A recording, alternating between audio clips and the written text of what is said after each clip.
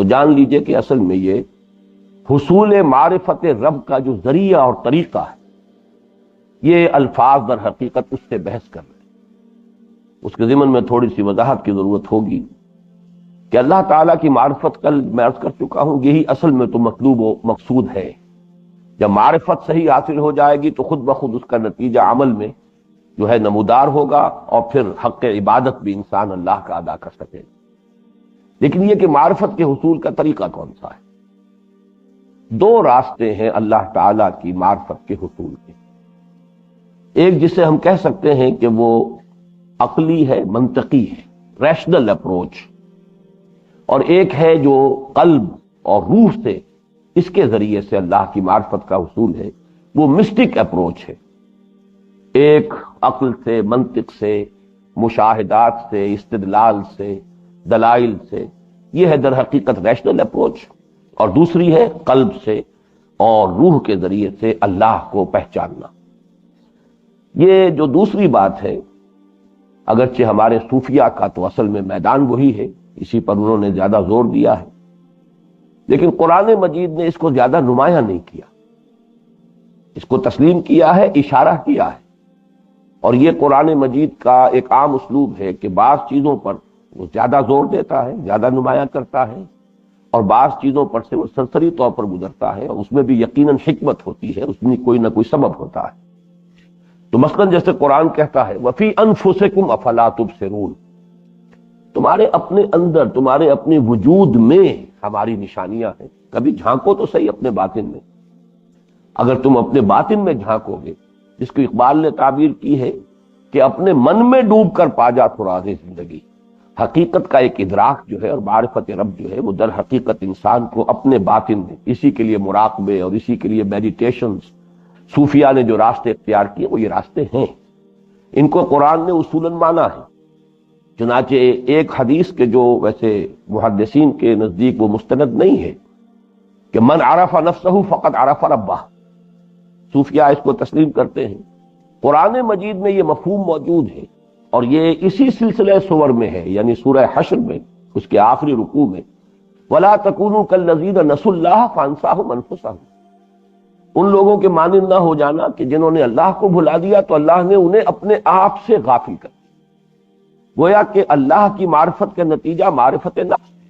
اپنے آپ کو بھی انسان پہچانے گا اگر اللہ کو پہچانے گا۔ اسی کا کانورس، جیسے کہ جیومیٹری میں ہر تھیورم کا ایک کانورس ہوتا تھا، اگر آپ اپنے آپ کو پہچانیں گے تو اللہ کو پہچانیں گے، اگر آپ اللہ کو پہچانیں گے تو اپنے آپ کو پہچانیں گے۔ یہ دونوں گویا کہ دونوں طرف سے یہ بات صحیح ہے، اس لیے کہ خاص ربط اور تعلق ہے روح انسانی کا ذات باری تعالیٰ کے ساتھ، جس کے لیے جو قریب ترین تمثیل یا تشبیہ ہے وہ یہ ہے کہ جیسے سورج اور اس کی شعاعیں، یہ شعاعیں جو ہیں کروڑ ہا میل کا سفر طے کر کے ہماری زمین تک پہنچ رہی ہیں، یا اور بھی آگے کہیں جا رہی ہوں گی، نہ معلوم کہاں تک جاتی ہیں، لیکن ہر شعاع کا تعلق جو ہے سورج کے ساتھ برقرار ہے، تعلق منقطع نہیں ہوتا۔ تو ارواح انسانیہ جو ہے وہ بھی در حقیقت اللہ تعالیٰ کی ذات کے ساتھ اس کا ایک ربط ہے، ایک تعلق ہے۔ گویا کہ اللہ کو پہچاننے کا ایک راستہ یہ بھی ہے کہ اپنی روح کی گہرائیوں اور پہنائیوں میں انسان غور و فکر کرے، اپنے من میں ڈوب کر پا جا سراغ زندگی کو۔ لیکن قرآن مجید نے جیسا کہ میں نے عرض کیا دوسرے طریقے کو زیادہ نمایاں کیا ہے، اس کا سبب وہ میں بعد میں بیان کروں گا۔ دوسرا طریقہ جو ہے وہ ریشنل، عقل، منطق، دلیل، استدلال۔ لیکن پھر جیسا کہ بہت سے حضرات کے علم میں ہوگا کہ خود یہ استدلال اور منطق جو ہے یہ بھی دو تقسیمیں اس کی موجود ہیں، کہ ایک ہے ڈیڈکٹیو لاجک، استخراجی منطق، اس میں گویا کہ پوری بات جو ہے وہ دلیل کے حوالے سے ہی ایک ایک قدم آگے بڑھ کر آدمی عقل کے گھوڑے دوڑاتا ہوا کسی چیز کی سمجھ اور فہم اور شعور حاصل کرتا ہے۔ ایک استقرائی منطق ہے، انڈکشن ہے، انڈکٹیو لاجک، مشاہدہ ہے، غور ہے، اس کائنات کے اندر جو تنوع ہے اس کے بارے میں انسان اپنے مشاہدات کو جمع کرے اور ان سے کوئی نتیجہ اخذ کرے۔ یہ جو انڈکشن ہے در حقیقت اس کو قرآن مجید نے سب سے زیادہ نمایاں کیا ہے، چنانچہ ہر شے کو اللہ کی آیت قرار دیا۔ ان فی خلق السماوات والارض واختلاف اللیل والنہار لآیات لأولی الالباب، یا یہی جو مضمون سورہ بقرہ میں جب آیا ہے تو بہت ہی تفصیل سے ان فی خلق السماوات والارض واختلاف اللیل والنہار والفلک التی تجری فی البحر بما ينفع الناس وما انزل اللہ من السماء من ماء فاحیا به الارض بعد موتها وبث فيها من كل دابة وتصريف الرياح والسحاب المسخر بين السماء والارض لآیات لقوم یعقلون.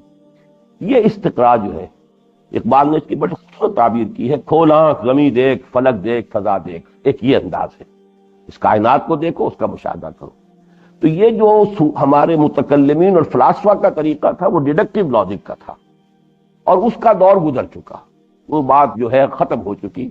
اب در حقیقت جو سائنس کا دور ہے، چونکہ سائنس کی بنیاد بھی یہی استقراء ہے، اور اسی کے حوالے سے اقبال نے اپنے لیکچرز میں کہا ہے کہ یہ جو ہمارا کلچر ہے، سائنٹیفک کلچر جو ہے عہد حاضر کا، اس کا انر کور جو ہے وہ قرآنی ہے، اس لیے کہ اس میں مشاہدہ ہے، اشیاء کا مشاہدہ ہے. غور کرو. افلا ينظرون الى الابل كيف خلقت والى السماء كيف رفعت والى الجبال كيف نصبت والى الارض كيف سطحت. مشاہدہ کرو، دیکھو آسمان کو، دیکھو زمین کو، دیکھو اونٹ کو، اس کی ساخت کو، اور دیکھو دن اور رات کو. یہ تمام جو ہے اللہ تعالیٰ کی نشانیاں، ان کے ذریعے سے اللہ کو پہچاننا، معرفت رب ان مشاہدات کے ذریعے سے. آیات آفاقیہ، آیات انفسیہ. سنریہم آیاتنا فی الآفاق وفی انفسہم حتی یتبین لہم انہ الحق. یہ ہے در حقیقت. اور چونکہ سائنٹیفک ایرا کا دور شروع ہونے والا تھا حضور صلی اللہ علیہ وسلم کے زمانے کے بعد، تو آپ کو معلوم ہے پچھلے یہ 200-300 برس جو ہیں یہ سائنٹیفک نالج کا بہت بڑا بگ بینگ ہوا ہے دنیا کے اندر، ایکسپلوژن ہوا، دھماکہ ہوا. یہ سائنس جو ہے کوئی بہت زیادہ قدیم نہیں ہے. ویسے تو آپ اسے ٹریس کریں گے تو جب کبھی پہلے انسان نے 2 پتھر ٹکرا کر چنگاری آگ کی برآمد کی ہوگی، وہ بھی بہت بڑا موجد تھا، اس نے بڑی ایجاد کی تھی.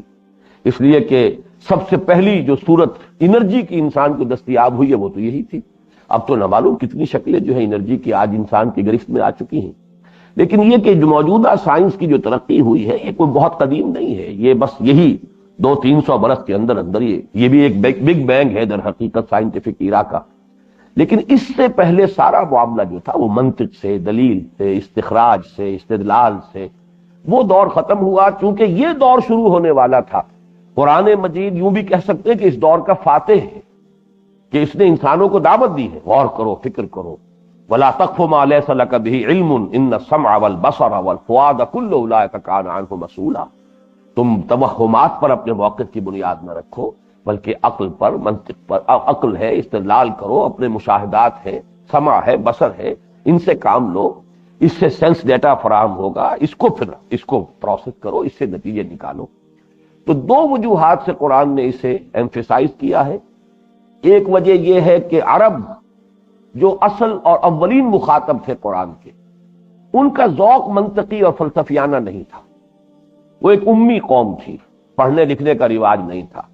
ان میں ہیومن پوٹینشل جس کو ہم کہیں وہ تو بڑا نیسنٹ ہیومن پوٹینشل موجود تھا. قوت کار، قوت کردار.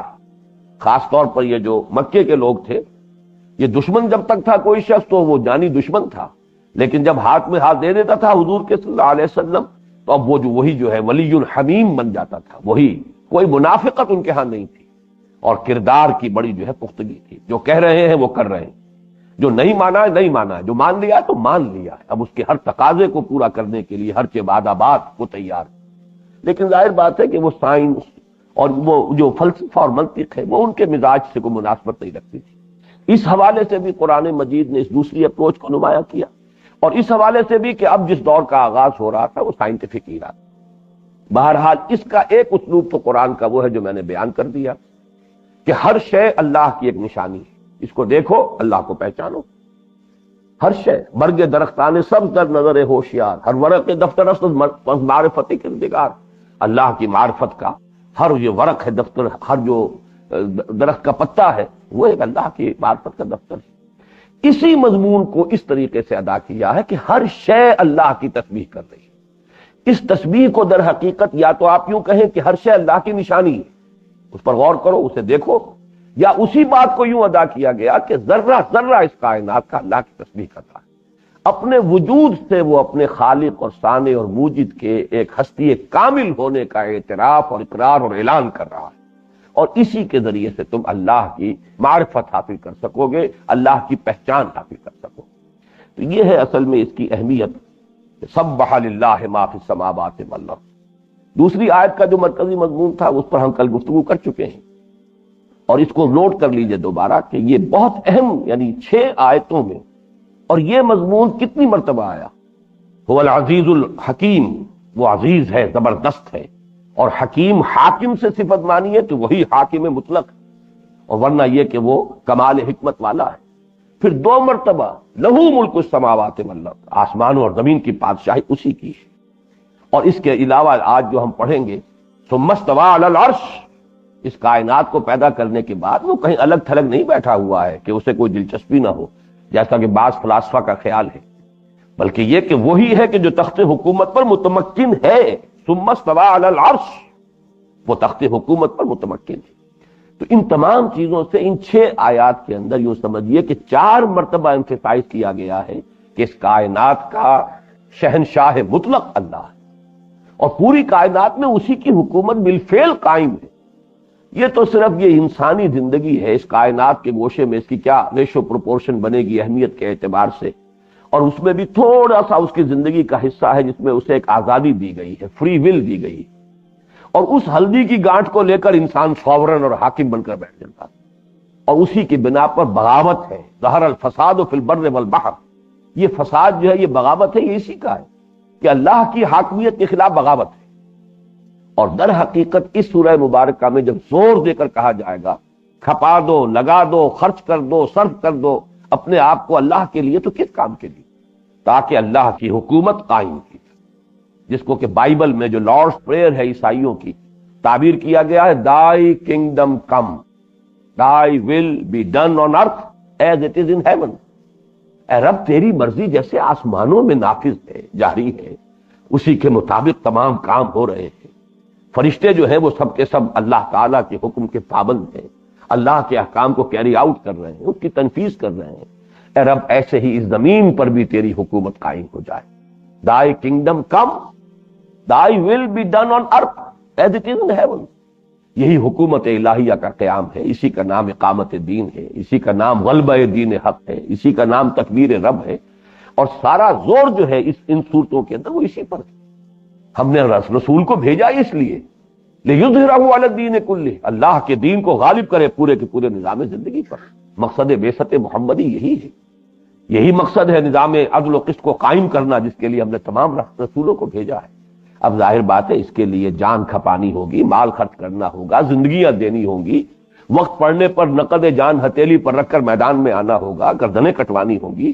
یہ سب کچھ در حقیقت اسی مقصد کے تحت، اور اس کو ایمفیسائز ان 6 آیتوں میں بھی ان 4 مختلف اسلوبوں میں کر دیا گیا۔ اس کے بعد اب آئیے تیسری آیت جو ہے، یہ جیسا کہ میں نے عرض کیا تھا، یہ در حقیقت فلسفہ وجود سے بحث کرنے والی آیت ہے، جو کہ فلسفے کا مشکل ترین موضوع ہے۔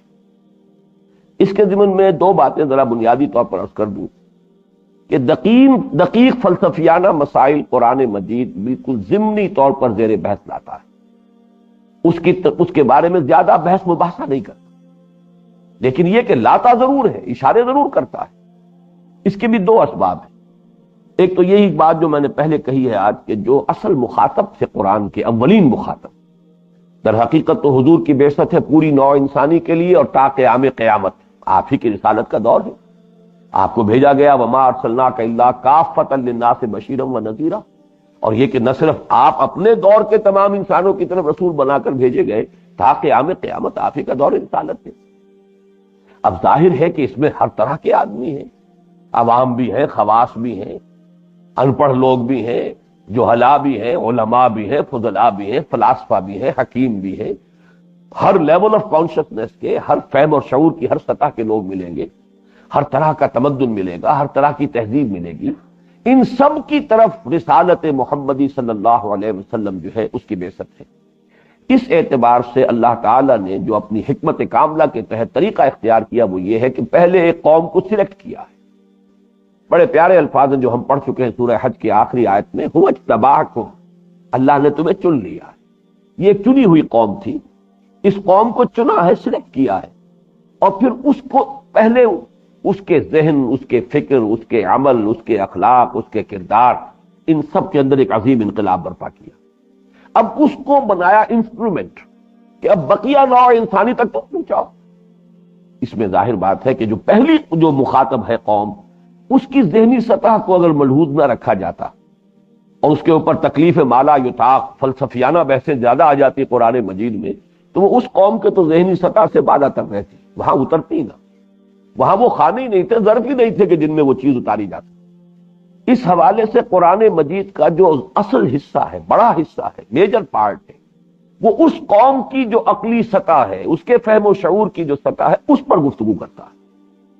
البتہ چونکہ ہمیشہ کے لیے ہدایت ہے قرآن حکیم، اور حضور کی رسالت ہے پوری نوع انسانی کے لیے، اس میں حکماء اور فضلاء بھی ہوں گے۔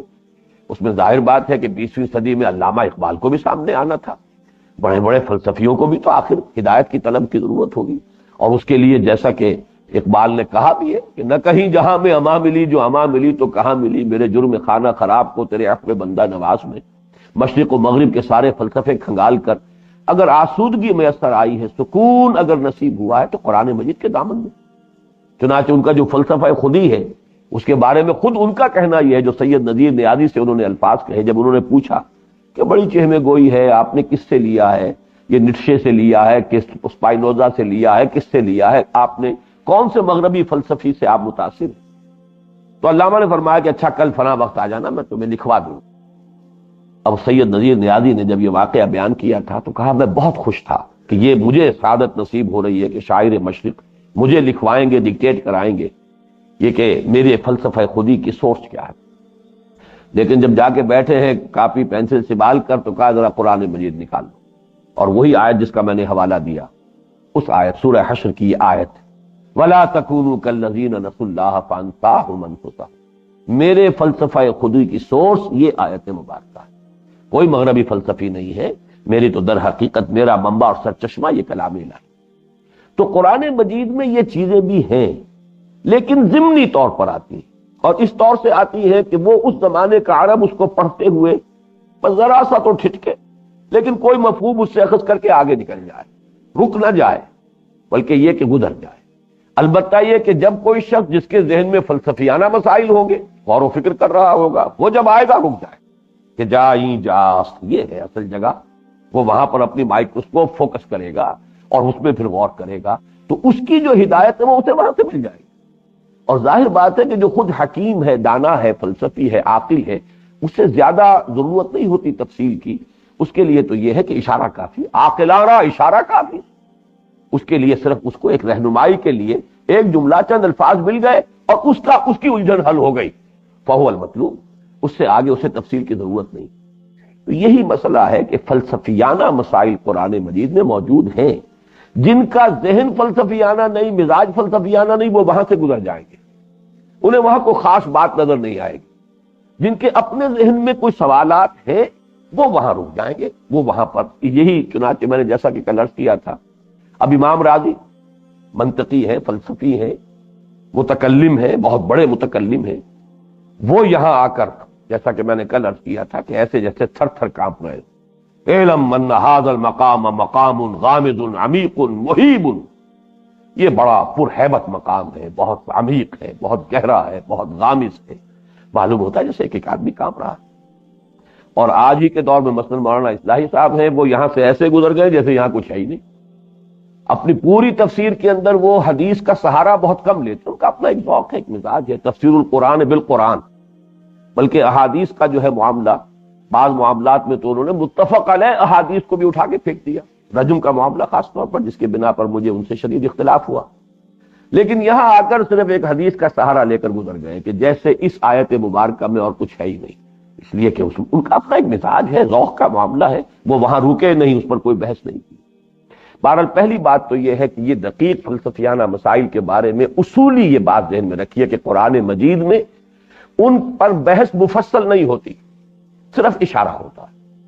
دوسری بات یہ کہ خاص طور پر یہ جو دقیق ترین مسئلہ ہے فلسفہ وجود، اس پر تو میں قطعاً یہ دعوے دار نہیں ہوں کہ میں کوئی فلسفے کا طالب علم ہوں یا میرا یہ مقام ہے کہ میں اس پر کوئی گفتگو کر سکوں اتھارٹیٹیو انداز میں، لیکن میں اس پر گفتگو کیوں کرتا ہوں اس کو سمجھ لیجیے۔ اس کی وجہ یہ ہے کہ اس فلسفے کے ضمن میں چونکہ ہمارے جو اکابر اور اسلاف ہیں ان میں سے بہت سے ہیں اور بہت چوٹی کے ہیں جو وحدت الوجود کے قائل ہیں، اور عام ہمارا جو ہے مذہبی ذہنی جو سطح ہے اہل مذہب کی، وہ وحدت الوجود کو کفر سمجھتے ہیں۔ تو ایک بہت بڑا جو ہے ایک ڈائلیما پیدا ہو گیا ہے کہ شاہ ولی اللہ اگر وحدت الوجود کے قائل ہے، ابن عربی کو چھوڑ دیجئے، ان کی حیثیت جو ہے وہ اس طرح کی نہیں ہے کہ وہی کوئی مفسر اور فلسفی، مفسر اور محدث اور فقیہ ہونے کی حیثیت سے ان کا کوئی مقام تسلیم کیا جاتا ہو۔ حالانکہ شیخ احمد سرہندی رحمۃ اللہ علیہ جو سب سے بڑے ناقد ہیں ان کے، اور ان کے فلسفے کے جواب میں جنہوں نے ایک آلٹرنیٹ فلسفہ جو ہے وہ پیش کیا ہے وحدت الشہود کے نام سے، وہ ابن عربی کے بہت زبردست قائل ہیں ان کے مقام کے۔ یہ بھی کہتے ہیں اپنے مکتوبات میں کہ میں انہیں خاصان خداوند کے اندر دیکھتا ہوں، اللہ تعالیٰ کے خاص بندوں میں سے، وہ اپنے یعنی کشف کے ذریعے سے۔ اور پھر ایک جگہ تو الفاظ یہ آئے ہیں کہ ما ذل بردار خان ایشانم، میں تو ان کے دسترخوان کے جھوٹے ٹکڑے کھانے والوں میں سے ہوں، لیکن چکو معاملہ صفات باری تعالیٰ، لیکن کیا کروں کیونکہ صفات باری تعالیٰ کی بحث ہے، مجھے اختلاف ہے، میں اپنا اختلاف پیش کرنے پر مجبور ہوں۔ یعنی اختلاف کر رہے ہیں تو اتنے ادب کے ساتھ کر رہے ہیں کہ معاذ اللہ بردار خان ایشانم۔ اس کے باوجود میں کہتا ہوں کہ ابن عربی سے کسی کو سوء ظن ہو، کوئی اس کو ریجیکٹ کر دے، اسے مرتد سمجھے، اسے جو چاہے کہے، اس سے کوئی بہت بڑا فرق واقع نہیں ہوتا۔ لیکن شاہ ولی اللہ کو اگر کوئی سمجھے کہ وہ کوئی مشرک ہے یا کوئی مرتد ہے یا وہ ضال اور مضل ہے، تو وہ بات میرے لیے جو ہے وہ بڑی تشویش کی ہے۔ تو ہمارے بہت سے بڑی بڑی شخصیات جو ہیں وہ وحدت الوجود کے قائل۔ اس حوالے سے میں صرف یہ کوشش کیا کرتا ہوں اپنے درس میں کہ کم سے کم اس درجے تک بات واضح ہو جائے کہ سوء ظن نہ رہے۔ وہ ایک فلسفہ ہے، اس سے آپ اختلاف کریں، آپ کو بڑے سے بڑے انسان سے اختلاف کرنے کا حق حاصل ہے۔ میں یہ نہیں کہتا کہ شاہ ولی اللہ سے آپ اختلاف نہیں کر سکتے، اختلاف کریں، لیکن یہ سمجھنا کہ ضلالت اور گمراہی اور کفر اور شرک کے اندر کہیں وہ مبتلا ہو گئے معاذ اللہ، تو پھر تو یہ ہے کہ ہمارے لیے پھر اپنے اسلاف میں کوئی سہارا رہے گا نہیں، کوئی ہے ہی نہیں کہ جس کے بارے میں کوئی حسن ظن ہمارے ذہنوں میں اور دلوں میں باقی رہ جائے۔ اس حوالے سے میں اس موضوع پر گفتگو کیا کرتا ہوں، لیکن چونکہ موضوع مشکل ہے، بہت دقیق ہے، اسی لیے میں نے کل بھی عرض کیا تھا کہ خود مجھ پر ایک دہشت ہے کہ میں اس کو بیان کر سکوں گا یا نہیں۔ لیکن اب اس مسئلے کو میں جو ہے ذرا کچھ مقدمات کے حوالے سے پہلے واضح کرنا چاہتا ہوں کہ اصل مسئلہ ہے کیا۔ دیکھیے، جہاں تک تو خالق کی ایک ہستی کا تعلق ہے کہ کوئی خالق ہے، یہ کائنات ہے، آسمان ہے، زمین، کوئی نہ کوئی پیدا کرنے والا ہے، یہ تو فطرت انسانی کے اندر انگرینڈ ہے، نقش ہے، کوئی نہ کوئی تو پیدا کرنے والا ہے۔ اس کو بڑی خوبصورت انداز میں قرآن مجید میں کہا گیا ہے، افی اللہ شک فاطر السماوات والارض، کیا اللہ کے بارے میں کوئی شک ہو سکتا ہے؟ اس کی ہستی، اس کے وجود کے بارے میں کوئی شک ہو سکتا ہے؟ سورہ ابراہیم کی آیت 10، افی اللہ شک فاطر السماوات والارض، آسمانوں اور زمین کا پیدا کرنے والا خالق، اس کے بارے میں شک تو نہیں ہو سکتا۔ تو معلوم ہوا کہ خدا کو ماننا، کوئی خالق، کوئی ہستی ہے، یہ تو گویا کہ فطرت انسانی کے اندر پہلے سے نقش ہے، ہر انسان مانتا ہے، نام اسے کوئی دے، call the rose by any name it will smell as sweet۔ اس ضمن میں عوام الناس کی جو گمراہی ہے وہ کیا ہے؟ عوامی سطح پر لوگوں کی گمراہی یہ رہی ہے کہ اس خالق کی ہستی کو جب وہ قیاس کرتے ہیں تو اپنے بڑے سے بڑے انسان کے تصور سے اوپر نہیں جا سکتے۔ بہت بڑا شہنشاہ ہے، راجا کیا مہاراجا ہے، بہت بڑا، لیکن یہ کہ اس کے بھی کوئی نائبین سلطنت ہوتے ہیں، کچھ نہ کچھ اختیارات اس نے ان کو دیے ہوتے ہیں، ان کے بھی ہاتھ میں کوئی نہ کوئی اتھارٹی ہوتی ہے۔ اسی طرح بڑی سے بڑی شخصیت کے کوئی لاڈلے ہوتے ہیں، پیارے ہوتے ہیں، منہ چڑھے ہوتے ہیں، ان کی بات وہ رد نہیں کر سکتی وہ شخصیت، چاہے وہ اکبر شہنشاہ ہے، لیکن آپ کو معلوم ہے کہ ملا عبد القادر جو ہے، ملا دو پیادہ، وہ اس کے اوپر بھی پھپتیاں چست کرتے تھے، اس لیے کہ بہرحال وہ اپنے نورتن ہیں، ان کی ایک محفل ہے، اس میں بڑے ہی یعنی فرینک انداز میں بے تکلفی سے گفتگو ہو رہی ہے۔ تو بڑی سے بڑی شخصیت کے ساتھ بھی کچھ نہ کچھ یہ تصورات ہوتے ہیں۔ یہ تصورات انسان نے اپنے ذہن کے حوالے سے اس خالق کے ساتھ بھی چسپاں کر دی کہ وہ اللہ تو وہ ہے، لیکن آلہہ بھی ہیں، چھوٹے چھوٹے معبود بھی ہیں۔ وہ مہادیو تو وہ ہے، لیکن دیوتا اور دیویاں بھی تو ہیں بے شمار، کچھ نہ کچھ اختیارات انہیں بھی ہیں، کچھ بندگی ان کی بھی کرو، کچھ ڈنڈوت ان کی بھی کرو، کچھ ان کے سامنے بھی سر جھکاؤ، کچھ نذرانے انہیں بھی پیش کرو تاکہ وہ بھی راضی ہو جائیں، اس لیے کہ بہرحال اختیار ان کے پاس بھی ہے۔ یہ اصل میں ایمان بالملائکہ کی بگڑی ہوئی شکل ہے۔ ہم بھی مانتے ہیں نورانی مخلوق ہے ملائکہ، اور اللہ تعالیٰ کے احکام کی تنفیذ کرتے ہیں، لیکن ہمیں یہ بتایا گیا ہے کہ ان کے ہاتھ میں اختیار کوئی نہیں، یفعلون ما یؤمرون، وہی کچھ کرتے ہیں جس کا کہ انہیں حکم ملتا ہے۔ اور ان کے جو حضرت جبرائیل کے الفاظ نقل کیے گئے قرآن مجید میں، لہو ما بین ایدینا وما خلفنا وما بین ذالک، ہمارے سامنے جو کچھ ہے اس کا اختیار بھی اللہ کو ہے، ہمارے پیچھے جو کچھ ہے اس کا اختیار بھی اللہ کو ہے، دونوں کے مابین جو کچھ ہے یعنی میرا وجود وہ بھی اللہ کے اختیار مطلق میں۔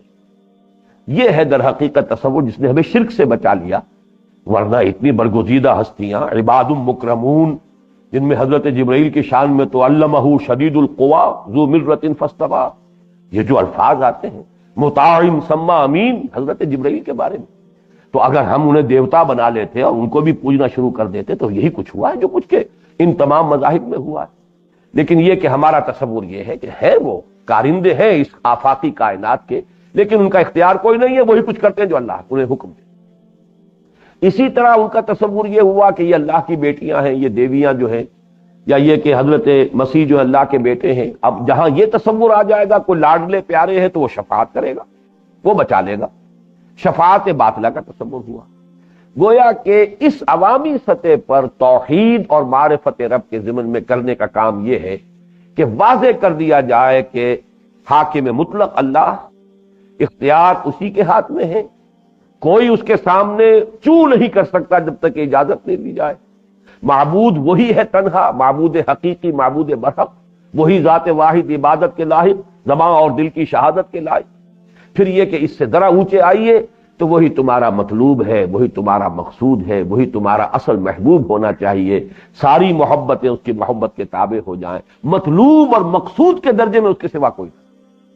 گویا کہ لا الہ الا اللہ کی جو تعبیر ہے، لا معبود الا اللہ اور لا مقصود الا اللہ، لا مطلوب الا اللہ، لا محبوب الا اللہ، یہ ہے وہ توحید کے جو عوامی سطح پر انسان یہاں تک پہنچ گیا تو اس کی توحید کامل ہو۔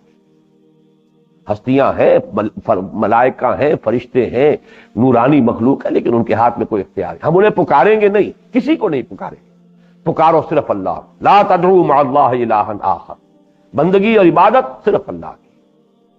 تو یہ ہے در حقیقت عوامی، لیکن ایک ہے اس سے اوپر کی سطح۔ اوپر کی سطح پر آ کر سوال پیدا ہوتا ہے، خالق کو تو ہم نے مان لیا، وہ خالق، یہ کائنات مخلوق، لیکن اس خالق اور مخلوق کے درمیان نسبت کیا ہے؟ کچھ نہ کچھ ذہنی سطح ایسی ہوتی ہے جو اس کو پروب کرنا چاہتی، سمجھنا چاہتی۔ ریلیشن شپ کیا ہے خالق و مخلوق کے مابین؟ یعنی اس کو دو حصوں میں تقسیم کر دیجئے، خالق نے اس مخلوق کو پیدا کیسے کیا، دوسرے یہ کہ اب خالق اور مخلوق کے درمیان ربط کیا ہے۔ اس کو عام اصطلاح میں تو کہیں گے کہ خالق اور مخلوق کے درمیان تعلق کیا ہے، اور فلسفیانہ اصطلاح ہے ربط الحادث بالقدیم، کائنات حادث ہے، اللہ کی ذات قدیم ہے، اس قدیم اور حادث میں ربط کیا؟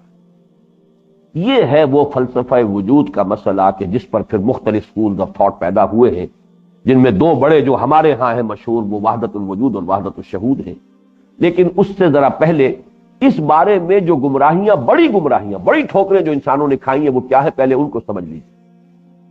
ایک تصور یہ دیا گیا، اور یہ ہندو فلسفی میں ہے، کہ خالق اور مخلوق کے درمیان ربط ایسے ہی ہے جیسے ایک بڑھئی جو ہے وہ میز بنا دیتا ہے، لیکن یہ کہ بڑھئی کے میز بنانے میں پہلے اسے لکڑی درکار ہے، کوئی شے پہلے ہے تب اس سے کوئی چیز بنائے گا۔ خالق تو وہ ہے پرماتما، بنانے والا تو ہے، لیکن یہ کہ مادہ بھی پہلے سے موجود تھا، مادہ بھی قدیم ہے اور خدا بھی قدیم ہے۔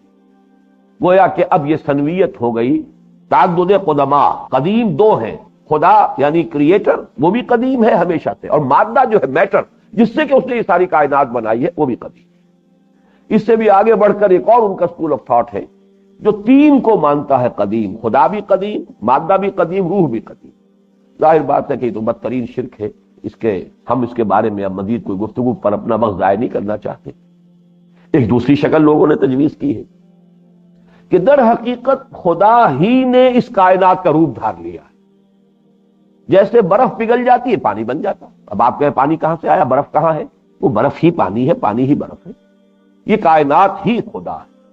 یہ ہے در حقیقت وہ پینتھیزم ہماوست، جب خدا ہی نے یہ روپ دھار لیا ہے، یہ شکل اختیار کر لی ہے تو گویا کہ ہر شے خدا ہے، ہر شے الوہیت کی حامل ہے، گویا کہ یہ ہے پینتھیزم ہماؤس، اور اس سے بڑا شرک اور کیا ہوگا؟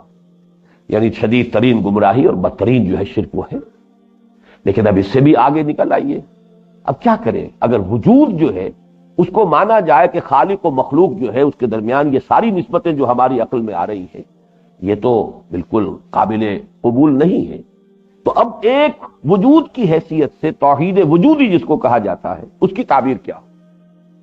اس کے لیے میں وقت کی کمی کے پیش نظر زیادہ تفصیل میں نہیں جاتا، بہترین جو تعبیر کی ہے وہ مولانا مناظر احسن گیلانی رحمۃ اللہ علیہ نے، ان کی ایک کتاب ہے الدین القیم، اس میں اس کی تشبیہ دی ہے، اور وہ در حقیقت اس آیہ مبارکہ کی بہترین تعبیر ہے کہ کریٹر اور کریشن اس کے درمیان جو نسبت ہے اس کو یوں سمجھو کہ کسی شے کا تصور اپنے ذہن میں قائم کرو۔ فرض کیجئے آپ نے تاج محل دیکھا ہے، اب آپ تاج محل کا تصور اپنے ذہن میں لائیے، یا بہرحال یہاں جو بھی شخص ہے اس نے یہ مینار پاکستان کو دیکھا ہے، مینار پاکستان کا تصور ذہن میں لائیے۔ اس تصور کو جو آپ کے ذہن میں ہے، جب تک آپ کی توجہ مرکوز رہے گی یہ تصور ذہن میں رہے گا، جیسے ہی توجہ ہٹے گی اس کا کوئی وجود ہے ہی نہیں، اس کا کوئی وجود نہیں رہے گا، وہ ختم ہو جائے گا۔ اور یہ جو آپ کی کریشن ہے، مینٹل کریشن ہے، یہ تصور جو آپ نے اپنے ذہن کے اندر مینار پاکستان کا اس کو کریٹ کیا ہے اپنے ذہن میں، آپ ہی اس کے اوپر بھی ہیں، نیچے بھی ہیں، اندر بھی ہیں، باہر بھی ہیں، اول بھی ہے، آخر بھی ہے، اس کا تو اپنا کوئی وجود ہی نہیں، وجود تو در حقیقت آپ کا ہے، یہ آپ کا ایک تصور ہے کہ جو آپ نے کریٹ کیا ہے اپنے ذہن کے اندر۔ بالکل یہی تعلق ہے اس کائنات کا اور خالق کا، یہ کوئی علیحدہ شے نہیں ہے، اس کا کوئی وجود نہیں ہے۔ اب اسی کی ایک تعبیر تو کی ہے شیخ احمد سرہندی رحمۃ اللہ علیہ نے، بڑی پیاری ایک مثال دی ہے کہ کائنات ہمیں نظر تو آ رہی ہے، حقیقت میں اس کا وجود نہیں ہے، وجود ایک ہی ہے، وہ اللہ کا وجود ہے۔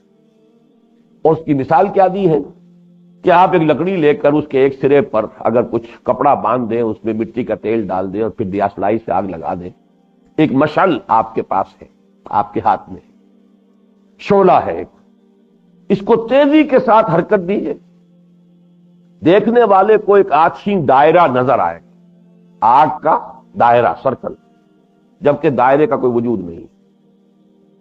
دیکھنے والے دیکھ رہے ہیں کہ ہے، ہر چند کہے کہ ہے، نہیں ہے، حقیقت میں تو دائرے کا کوئی وجود نہیں، وجود تو صرف اس شعلہ جوالہ کی ہے، وہ وجود ہے، باقی اس حرکت کی وجہ سے بہت کچھ نظر آ رہا ہے۔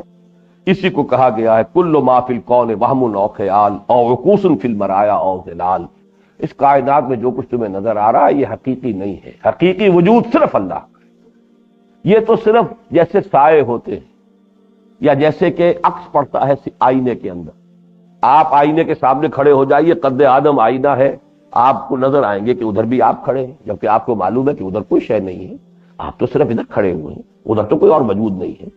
لیکن جیسے کہ آئینے میں عکس نظر آ جائے، جیسے کہ اوپر سے سایہ پڑ رہا ہے زمین پر درخت کا، آپ کو معلوم ہے سایہ کا کوئی وجود نہیں ہے، وجود تو صرف درخت کا ہے، تو وجود صرف اللہ کا ہے، یہ نظر آ رہا ہے، یہ وحدت الشہود ہے، نظر آنے والی شے ہے، یہ ہے در حقیقت، اس کے سوا اس کی کوئی حقیقت نہیں۔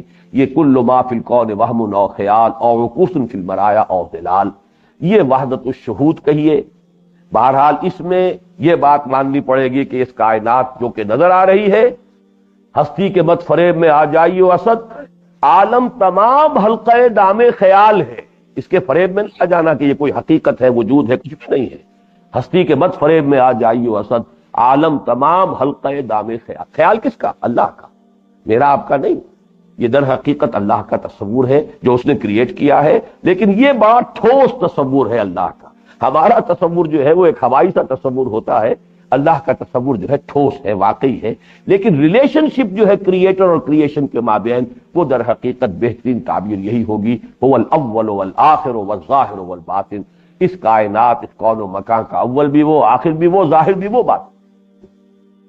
اس کی ایک دوسری تعبیر ہے، اب یہ جب نوٹ کر لیجئے کہ یہ دوسری تعبیر جو ابن عربی کی ہے وہ چونکہ زیادہ باریک ہو جاتی ہے، یہاں بڑی کچھ حفاظت ہے اس میں، کہ جب آپ نے یہ مان لیا کہ اس کائنات کا کوئی وجود نہیں، وجود صرف اللہ کا، یہ تو صرف یہ چلتے پھرتے سائے ہیں، ان کے علاوہ کوئی حقیقت نہیں، تو اس سے کوئی الجھن پیدا نہیں ہوئی. لیکن ابن عربی نے جو بات کہی ہے اس میں زیادہ ایک دقت ہے جو پیش آتی ہے، لیکن اور اس میں اندیشہ بھی ہے کہ اس میں ذرا سا انسان اگر کسی اس توازن سے ہٹ جائے تو بہت بڑی گمراہی میں مبتلا ہو جائے گا. اس لیے کہ پینتھیزم یا ہماؤس اور ابن عربی کے وحدت الوجود میں فرق جو بہت باریک ہے، جو کہ کسی عام انسان کے لیے اس کو ملحوظ رکھنا یہ آسان نہیں. ان کا نظریہ یہ ہے کہ وجود تو ایک ہی ہے خالق اور اس کائنات کا، ماہیت وجود کے اعتبار سے عین وجود ہے، اللہ ہی کا وجود ہے یہ کائنات بھی، لیکن جہاں تعین ہو جاتا ہے وہاں وہ غیر ہے. تعین جب ہو گیا تو وہ شے اور ہو گئی، اللہ کا غیر ہو گئی، لیکن ماہیت وجود کے اعتبار سے وہ عین ہے اللہ کا. اس کو اب میں آپ کو سمجھا دوں کہ جیسے آج ہماری سائنس ہمیں بتا رہی ہے کہ یہ جو کچھ بھی ہے اس میں ہوں آپ ہیں، ہماری اصل حقیقت کیا ہے؟ یہ تمام اجسام ایٹمز سے بنے ہوئے، ایٹمز کی ترکیب ہے مختلف، اس سے یہ مالیکیولز وجود میں آئے ہیں، اسی سے مختلف چیزیں بن گئی. پھر اب تو اور تقسیم کر کے ایٹمز جو ہے وہ نیچے گیا، وہ الیکٹرانز ہیں، پروٹونز ہیں، پھر ان سے بھی آگے جا کر فوٹونز، اتنے چھوٹے چھوٹے ذرات ہیں، اور حقیقت میں تو کچھ ہے ہی نہیں، وہ صرف کچھ الیکٹرک کرنٹس ہیں اور کچھ بھی نہیں. انہی الیکٹرک کرنٹس نے ایک خاص شکل اختیار کی تو اینک بن گئی. انہی الیکٹرک کرنٹس کی ایک خاص شکل ہے جو ہوا ہے، جو اس میں ظاہر بات ہے کہ یہ آپ کو خالی نظر آ رہا ہے، ہال خالی تو نہیں ہے، اس میں ہوا ہے، اور ہوا جو ہے ہائیڈروجن اور آکسیجن کا ملغوبہ ہے، اور اس کے اندر جو ہے وہ سارے وہی ایٹمز جو ہے. بس یہ ضرور ہے کہ یہاں وہ لطیف فارم میں ہے، یہاں وہ کنڈنس فارم میں ہے. مختلف اس کی جو ہے فارمیشن مختلف ہیں، جس سے مختلف مالیکیول، مختلف ایلیمنٹس، مختلف کمپاؤنڈز بنتے چلے گئے. کمپلیکس سے کمپلیکس تر کمپاؤنڈز ہوتے ہوتے یہ سارا وجود جو ہے قائم ہو گیا. تو ماہیت کے اعتبار سے اس اینک میں اور اس گھڑی میں کوئی فرق نہیں. ماہیت تو مشترک ہے، وہی ایٹمک، وہی جو کرنٹس ہے، وہی الیکٹرک کرنٹس ہے، اس کے سوا کچھ بھی نہیں. ماہیت ایک ہے، اس اینک کی بھی اور اس گھڑی کی بھی، اور جو کچھ اس کے درمیان میں جو یہ ہوا ہے اس میں بھی وہی ایٹمس ہے، انہی کی ترکیب ہے، انہی کی مختلف فارمولیشنز ہیں. لیکن جب ایک خاص فارمولیشن، ایک خاص کانگریگیشن یا کانگلومریشن آف ایٹمز نے یہ شکل اختیار کی اور ایک نے یہ اختیار کی، یہ ایک دوسرے کا غیر ہے. لہذا جہاں تعین آ گیا کسی وجود کا، کسی ہستی کا، وہ ذات باری تعالیٰ کا غیر ہو گیا، وہ اب ذات باری تعالیٰ کا جز نہیں ہے. لیکن ماہیت وجود وہ مشترک، وجود ایک ہی ہے کل کائنات کے اندر، اور ذات اور اللہ تعالیٰ کی ذات، وہ وجود در حقیقت دو نہیں ہے. اس کو کہا گیا ہے وحدت الوجود. وحدت الوجود، وجود کا ایک ہونا، جس کو کہ پھر شاہ ولی اللہ دہلوی رحمۃ اللہ علیہ نے توحید وجودی کا لفظ استعمال کیا ہے. اور انہوں نے جو فیصلہ کیا ہے، ظاہر بات ہے کہ شیخ ابن عربی تو خیر بہت قدیم ہے، شیخ احمد سرہندی کے بعد ہیں حضرت شاہ ولی اللہ دہلوی. وہ 11ویں صدی ہجری کے جو ہے مجدد اعظم ہیں، یہ 12ویں صدی ہجری کے مجدد اعظم ہیں، تقریباً 100 سال کا فرق ہے. لیکن یہ کہ انہوں نے جو فیصلہ کیا ہے وہ یہ ہے کہ ابن عربی کا وحدت الوجود اور احمد سرہندی کا وحدت الشہود، ان میں صرف تعبیر کا فرق ہے، کوئی فرق نہیں ہے، بات ایک ہی ہے. اور اس کو خود انہوں نے تعبیر کیا توحید وجودی. وجود ایک ہی ہے اور وہ اللہ کا ہے. باقی یہ کہ اس کے یہ جو کانگلومریشنز جو میں کہہ رہا ہوں، وہ در حقیقت ان کو جب ہم کہیں گے تو وہ اب خدا نہیں ہے. یہاں سے پینتھیزم سے وہ جدا ہو گیا، اس کو وہ غیر مان رہے ہیں اللہ کا، اس کا اپنا وجود اور تشخص علیحدہ قائم ہو گیا، وہ اللہ کا غیر ہے. لیکن ماہیت وجود ایک کامن مشترک قدر کی حیثیت رکھتی ہے خالق اور مخلوق کے مابین. یہ ہے در حقیقت وحدت الوجود کا فلسفہ، جسے توحید وجودی سے تعبیر کیا شاہ ولی اللہ دہلوی نے. اور اسی کی تعبیر ہے پھر لا معبود الا اللہ، اس سے اوپر لا محبوب الا اللہ، لا مقصود الا اللہ، لا مطلوب الا اللہ، اور اس سے اوپر لا موجود الا اللہ. اللہ کے سوا وجود حقیقی اور کسی کا نہیں. وجود حقیقی صرف اللہ کا ہے. البتہ جیسے سمندر ہے، سمندر پر لہریں ہیں، لہریں ایک دوسرے سے علیحدہ نظر آ رہی ہیں، حقیقت میں تو سمندر ہی کے اندر وہ لہریں ہیں. اسی طریقے سے وجود بسیط ہے جو مشترک ہے خالق اور مخلوق کے مابین، البتہ معین ہو کر جب وجود کوئی شکل اختیار کر لیتے ہیں تو وہ اللہ تعالیٰ کا غیر ہوتے ہیں، اور یہاں وہ شے پینتھیزم سے جدا ہو جاتی ہے. اس فرق کو ملحوظ رکھیے، اور اس کے بعد جی میں آئے آپ اس نظریے کو اٹھا کر پھینک دیں. آپ کو وہ ناقابل قبول نظر آئے بالکل ٹھکرا دیں. بڑے سے بڑے شخص سے ہمیں اختلاف کا حق حاصل ہے. اختلاف ہم نہیں کر سکتے تو محمد الرسول اللہ سے نہیں کر سکتے صلی اللہ علیہ وسلم. لیکن یہ کہ باقی ہر شخص سے اختلاف ہو سکتا ہے, کسی کی رائے سے اختلاف ہو سکتا ہے, لیکن یہ ہے کہ جن لوگوں نے اس کو مانا ہے ان کی توہین نہ ہو, ان کے بارے میں یہ گمان نہ ہو, یہ سوء ظن نہ ہو کہ معاذ اللہ وہ پینتھیزم کے قائل ہیں, وہ مشرک ہو گئے تو گویا کہ مرتد ہو گئے, گمراہ ہو گئے, ضلوا ضلالا بعیدا. یہ جو دو ہے شیڈز فلسفہ وجود کے جن میں وحدت کا معاملہ ہے, وحدت کا رنگ آتا ہے, وحدت الشہود یا وحدت الوجود, اس میں جان لیجئے کہ ہندوستان کے فلسفے میں بھی دو عظیم شخصیت, ایک شنکر آچاریہ وہ وحدت الوجود کا قائل تھا, ایک رامانج یہ وحدت الشہود کا قائل ہے. یہی دو انٹرپریٹیشن ہو سکتی ہے, حقیقت میں بات ایک ہی کہ وجود ایک ہی ہے اور وہ اللہ کا ہے. باقی یا تو یہ کہیے کہ باقی کسی شے کا وجود ہے ہی نہیں, اور یا یوں کہیے کہ وہ وجود جو بھی ہے ماہیت کے اعتبار سے قدر مشترک کی حیثیت ہے اللہ کے ساتھ, لیکن تعین کے اعتبار سے وہ خدا کا غیر ہے. اقول قولی ھذا واستغفر اللہ لی ولکم ولسائر المسلمین.